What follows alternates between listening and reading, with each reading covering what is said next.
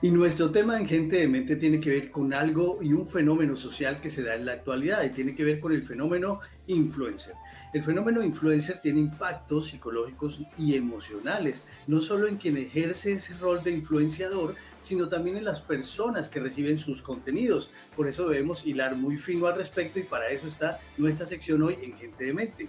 Todas las personas siempre tendemos a tomar a alguien como nuestro modelo a seguir y digamos que este patrón de aprendizaje que es natural en los seres humanos nos ha llevado a reconocer personas a las cuales intentamos imitar de una u otra forma.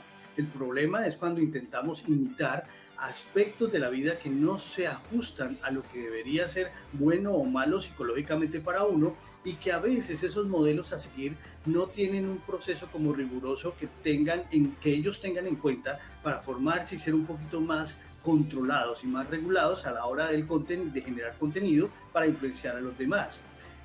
Al final siempre es la decisión nuestra, pero por ejemplo si nos encontramos en grupos vulnerables, como por ejemplo niños, como lo decía Mile en la entrevista, que ni siquiera tienen esa capacidad para poder discernir entre el que eligen seguir y a quién no eligen seguir, ese grupo es muy vulnerable, los niños, los adolescentes que están en su rebeldía, que intentan seguir también algunos patrones de otras personas que tal vez no sean los mejores modelos, pero no podemos satanizar y no podemos agruparlos a todos en la misma en la misma bolsa, porque todos de una u otra forma somos influencers para unas pequeñas poblaciones o para unos grupos más grandes. ¿Qué pasa con el fenómeno influencer? Que se ha catalogado como si fuera una profesión, pero tenemos que tener claro que esto no es una profesión. El ser influenciador es una ocupación que se ha posicionado porque en el auge de las redes sociales pues hay mucha gente que incluso sus profesiones no le daban para subsistir y decidió, o personas que ni siquiera han estudiado y que se han dedicado a esta ocupación. Pero también tenemos que rescatar algunas personas que son profesionales, que se han dedicado a formarse, que han estudiado y que intentan generar contenido a partir del conocimiento validado y un conocimiento que está reconocido a nivel científico. Entonces, hay muchos grupos y no vamos a satanizar a ninguno de ellos. ¿Qué es un influencer esa persona? Pero ¿cuál es el objetivo también? Y es un objetivo que a veces en el cual nosotros nos dejamos enredar y es el objetivo comercial que tienen. No todas las personas que están allí y que te dicen en un mensaje, hola familia, y te saludan de esa forma y todo el mundo dice, ay, soy familia de esta señora o de este señor. No, ustedes no son familia de nadie de ellos. Ellos utilizan estos términos para poder influir emocionalmente en su corazón, en su sentir, y que a través de este sentimiento que ellos generan, que es totalmente falso, puedan ustedes darle like, reconocerle su actividad, reconocerle su contenido, y esto a ellos les va a generar un dinero, un capital, porque ellos trabajan en colaboraciones. Eso un tipo de influencer, pero hay otros que simplemente generan contenido para enseñar, porque además lo hacen parte de su misión social, de que ya que sé algo, ya que tengo experiencia en algún tema, podemos influenciar positivamente a los seres humanos y a la gente que está creciendo y construyéndose colectivamente en nuestra sociedad. No todos los influencers tienen consecuencias desagradables en su aspecto psicológico y emocional, pero hay que tener en cuenta que los influencers intentan a veces vender una vida que es demasiado perfecta. Cuando yo tengo una diferencia muy grande entre lo que soy realmente y lo que intento aparentar en mis redes sociales, en ese momento se abre una brecha que deja un impacto psicológico y emocional muy grande. Entonces esta persona puede intentar creerse el cuento de que lo que muestra en redes sociales es lo que es, pero cuando va a ver su propia realidad se da cuenta que no es ni siquiera un 10% de lo que está mostrando en las redes. Entonces entra un bajo concepto porque se empieza a autocalificar, se empieza a disminuir su autoestima y esto lo va a hacer que también esa persona se aísle, que viva procesos de depresión, de ansiedad importantes. Estas personas tienen miedo de salir a la vida real a veces porque en la vida real los van a reconocer como algo totalmente diferente de que lo que la gente los está reconociendo en su vida a nivel digital. Entonces aquí empieza una primera carga mental y una carga emocional con la que los influencers van a tener que vivir día a día. Se utiliza mucho el fenómeno hater, entonces el fenómeno hater hace parte de ello. ¿Y para qué aparecen los haters? Para atacar a estos influenciadores. Muchos de los influenciadores no tienen ese piso psicológico y esa madurez emocional suficiente para poder reconocer a quién le admiten algún tipo de sentir o algún tipo de ataque y a quién no, y cómo discernirlo. Esos son unos y se dejan afectar por toda esta cantidad de odio que le genera a la gente en las redes sociales. Pero también hay otros que les importa nada lo que piensen los demás, que no leen los mensajes, que no leen los comentarios y que no les interesa saber qué es lo que opina o no, simplemente generar algún tipo de polémica, y en eso caemos los que nos sentimos influenciados, porque entramos en ese juego para generarles un poquito más de rating y al final somos idiotas útiles, entre comillas, para el servicio y para el marketing y para el negocio que los influencers han hecho de nosotros. Entonces hay que tener cuidado con eso. Los adolescentes son especialmente vulnerables. Ellos pueden creer que se quieren tomar el mundo con las manos y entonces lo hacen a través del seguir a un modelo. Ven cómo esta persona es rebelde, ven cómo esta persona asume riesgos, ven cómo esta persona vive esa vida tan idealista, pero ellos tienen grandes consecuencias psicológicas. Los influencers incluso han terminado en suicidio y conocemos muchos casos. Y la semana pasada conocimos un caso de una persona influenciadora en el tema nutricional que a través de esa influencia quiso aplicar eso para predicar y practicar y aplicó totalmente, con total restricción, esa nutrición en su vida y falleció en su propia ley, falleció por lo que trataba de influenciar. Mientras se da ese proceso, mucha gente seguramente le siguió y estuvo en ese proceso también y se pudo haber llegado a enfermar. Los likes no pueden ser el único motivo ni la única condición para estar en las redes sociales. Cuando nosotros tenemos un nivel de madurez y sabemos claramente que podemos tener rentabilidad de las redes sociales, tenemos que hacerlo con responsabilidad, y a las redes sociales se ha llegado todo lo que en la vida real no se puede dar, el bullying, todo este tipo de cosas que se manejan a nivel digital, que es difícil a veces predecir de dónde vienen, y diferentes también ciberdelitos que se cometen a través de las redes sociales. Se venden unas ideas de perfección, como la imagen que ven ahí en la pantalla, y esas fotos perfectas. En medios de comunicación hay algo claro, es que no hay gente fea, sino mal iluminada. Entonces una buena luz, un buen celular, una buena pantalla, hacen que la imagen que proyectan es totalmente amplificada con respecto a la verdad. Una sonrisa a veces fingida, a veces no, a veces una sonrisa con objetivo comercial, que es captar más personas. Hay que tener cuidado con eso, no hay que normalizar el fenómeno influencer, hay que saber a quién seguir y a quién no, y hay que saber que detrás de cada influencer hay un ser humano que tiene unas cargas psicológicas y emocionales, por lo cual estas personas también deberían someterse a psicoterapias y a ayuda para poder enfrentar ese fenómeno que se les viene. Ahora, los seguidores tienen consecuencias tremendas a nivel psicológico. Primero, la idealización de la vida, que no es así, la vida es real. Pero también, por ejemplo, vemos cómo ahora ha tomado fuerza el fenómeno de depresión, y los influencers de diferentes campos, diferentes profesiones, hablan de ella y muestran cómo la viven. Entonces también generan una idea de que todos tenemos que pasar por los mismos procesos y no a todos nos ocurre lo mismo. Cada quien tiene un piso mental y un piso emocional totalmente diferente. Los fenómenos, los aspectos de la conducta alimentaria, trastornos de la conducta alimentaria que se han visto incrementados porque mucha gente, incluso profesionales expertos del tema, intentan a través de sus contenidos enseñarle y obligar a otras personas a seguir cierto nivel de dieta. Y las dietas, por ejemplo, son totalmente individualizadas y no puedo creerle al que hizo la cetónica, al que hizo la dieta del ayuno, al que hizo... No, porque cada persona es un mundo diferente y no lo que ellos entregan es totalmente genérico para cada funcionamiento. Entonces se ven enfermos a nivel físico, se ven debilitados a nivel mental, porque ven que nunca van a poder alcanzar a ser como ese influencer, a tener ese carro, a tener esas casas, a ver esos fines de semana en la piscina, en la playa, y uno dice, pero pues esta gente, ¿cómo hace para estar cada fin de semana en una piscina diferente, en una playa diferente? Y entonces conciben la vida tan idealizada que eso les genera complejos de autoestima y piensan que no son suficientes y se van a sentir siempre disminuidos. Las personas que siguen a influencers que demuestran una vida tan artificial y tan poco real, pues se van a sentir poca cosa ante el mundo. Incluso les limitan el momento de establecer algún tipo de relación de pareja, de querer amar a alguien y construir una relación, porque estos influencers también muestran también que las relaciones de pareja son totalmente idealizadas. pilas con eso, pilas con el tema de seguir y a quién seguir, pero al final la decisión es de cada uno de nosotros, la decisión es de cada uno de los padres, cómo vigilan y cómo supervisan y qué valores le han dejado a sus hijos para que ellos sepan elegir cuáles son sus modelos a seguir.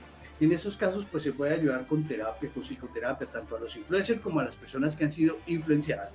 Pero bueno, yo creo que ya podemos generar discusión con nuestros compañeros en sala. Y sé que tenemos ahí a Liz, que tenemos a Víctor. Y bueno, empecemos por la mamá, Liz. Yo siempre empiezo por la mamá porque tú sabes que los primeros temas de la semana implican mucho en el tema de la familia. Y como tú tienes tus hijos y yo te veo, por ejemplo, a ti, uno puede decir, Liz también es una influencer y uno ve qué cosas ve, por ejemplo, en el contenido que genera Liz. Unos contenidos de marca, unos contenidos que tienen que ver con su rol profesional, pero por ejemplo también ve uno, ayer veía yo unos videos donde tú decías, mira quiénes están detrás de mí, y tú trotabas y tus hijos estaban imitándote. Entonces tú eres la primera influencer, las mamás y los papás son los primeros influenciadores de sus hijos. ¿Qué opinas con respecto a todo esto? ¿Qué miedos te genera o qué miedos han pasado por tu cabeza que les podamos compartir a nuestros televidentes? Martín, primero saludarte, un saludo muy especial para ti, gracias por siempre estar con nosotros acá en nuestro programa. Y bueno, es que tenía como dos confusiones con respecto al tema. Es que primero es el impacto psicológico del influencer, pero de él, ¿no? Porque me imagino que ser influencer, yo al igual que Tatán, pienso que no soy influencer, porque es que influencer es cuando una persona pues ya genera muchas cosas sobre una masa completa. Y la otra es el impacto psicológico que los influencers tienen sobre las personas, especialmente en mi caso sobre mis hijos, porque tengo que decir que mis hijos pues están creciendo en otro mundo. Yo no puedo ser una mamá ajena a esto, porque pues al principio sí, Martín, me daba muy duro y al principio dije no les voy a dar celular, era como toda, ay no, que no vean esto, que no vean lo otro, pero yo como mamá no puedo hacer eso porque ellos están creciendo en un mundo muy distinto al que a mí me toca. Entonces pues ya tienen su celular, acceden a contenidos a través de redes sociales, Martín, pero lo que decía Mil es completamente cierto. Nosotros como papá también tenemos que estar muy pendientes de lo que ellos están manejando psicológicamente, y ellos, por ejemplo, Simón, que es un niño que tiene 9 años, incluso Matías, que ya tiene 6, Martín, son niños que ven influencer a través de YouTube y generan mucho impacto en ellos, incluso en su forma de vestir. Simón y Matías eran unos niños que yo vestía igual siempre, porque soy una mamá que me gusta vestirlos igual, la misma camiseta, el mismo pantalón, pero a hoy ya Simón me dice, no mamá, es que yo me quiero vestir de esta forma porque vi tal cosa y tal otra. Entonces imagínate cómo llega eso psicológicamente a impactar la vida de mis hijos en su forma de vestir, en su forma de actuar, en su forma de hablar. Pero yo sí estoy de acuerdo con los influencers, si impactan positivamente a la sociedad, Martín, porque hay unos influencers que impactan negativamente. Esos son los influencers de los cuales uno debe estar pendiente en ese manejo de redes sociales con nuestros hijos, incluso con nosotros mismos. Es que uno compra un champú o uno compra un desodorante porque se lo vio a tal influencer que lo está utilizando y que si a él le gustó y que si a él está funcionando, entonces yo lo compro. Entonces piensa el alcance que pueden tener las personas, incluso con relación en el mercadeo a las marcas y a todo lo que nosotros terminamos utilizando. Entonces, Martín tenía una pregunta, por acá estaba apuntando, porque tú hablabas de algo muy importante y es, uno ve ahí un mundo de fantasías. ¿Yo qué hago a través de mis redes sociales, que me lo estaban preguntando? Pues yo obviamente manejo mis redes sociales, pues mi parte profesional, porque eso me genera unos ingresos, manejo mi parte de presentación, lo que hago en el canal, manejo también mi parte como mamá, porque me gusta mucho compartir esas experiencias que tengo con mis hijos, y también pues las marcas que me contratan obviamente para hacer publicidad a través de mis redes sociales. No sé si eso, y lo que hago siempre es impactar positivamente la vida de las personas, que es lo que uno busca a través de sus redes sociales, ayudar a más personas a que impactemos la sociedad y tengamos una transformación social. Entonces, Martín, cuando uno ve los influencers, y esta es la pregunta, pues uno ve un mundo de lujos, de cosas, de felicidad, de viajes. Tú lo estabas diciendo, que un día están en un país, luego en el otro, y uno dice, pero esto es como viven. Entonces, mi pregunta es, Martín, ¿cómo percibir esa realidad? ¿Será que sí es su realidad o es simplemente un mundo de fantasías? ¿Cómo ellos perciben esa realidad y que eso no los afecte psicológicamente a la hora de realmente ver lo que están viviendo, y que no se permitan explorar esa tristeza o esos sentimientos que también son bonitos del ser humano? Sí, mira, ese tema que tú manejas, o sea, digamos que hablamos tú dices que no te consideras influencer, pero yo sí te considero influencer porque yo te sigo. Entonces, para ser influencer, solo basta con que alguien me siga. Entonces, no puedo decir yo, hoy me declaro influencer, porque todas, por ejemplo, los personajes públicos, y tú sabes que hoy día todos somos personajes públicos, en todo lo que mostramos genera alguna influencia en el otro, positiva, negativa. Entonces hay los que se declaran influencer y los que no se declaran influencer, pero al final todos somos influencer. Ahora, ¿cómo selecciona uno, digamos, qué tipo de influencia tiene? Primero tiene uno que aprender a seleccionar esto. Entonces, si por ejemplo desde casa yo no tengo claro que este fenómeno es latente, que ocurre, yo debería sentarme con mis hijos a esa edad de tus hijos, por ejemplo, de los televidentes, imagino, de estas edades en las cuales están viendo, no su red, digamos, porque no tienen su celular, pero algunos sí, pero sí también cuando los ven a los padres ver las redes. Entonces, si ven al padre viendo siempre, no sé, temas irreverentes, temas groseros o temas tal forma, pues el hijo copia este modelo porque el padre es el primer influencer. Entonces uno podría sentarse con los chicos y decirle, mira, esta persona hace una influencia positiva y explicarles, es darle otro valor agregado a su selección, al filtro que van a colocar. Este sí porque esto y por esto. Entonces el hijo dice, no, pero yo lo sigo a él de nutrición. Bueno, sí, pero miremos en nutrición esa persona cómo se formó, porque es que algo que ocurre en el fenómeno influencer, Liz y televidentes, es que la gente le gusta improvisar. ¿Ustedes qué creen? ¿Que esa persona se sienta 1000 horas a elaborar? No, se sientan, abren Google, abren una inteligencia artificial y dicen, ay, debe unas frases y un contenido sobre tal tema y eso es lo que van a decir. La improvisación que hacen los influencers en las redes sociales, para poder improvisar, yo tengo que tener conocimiento, de resto no puedo hablar de improvisar. Entonces ellos dicen, es que digo lo que se me ocurre, pero lo dicen a la ligera y no saben a quién influencian en ese momento con lo que están diciendo y con lo que están haciendo.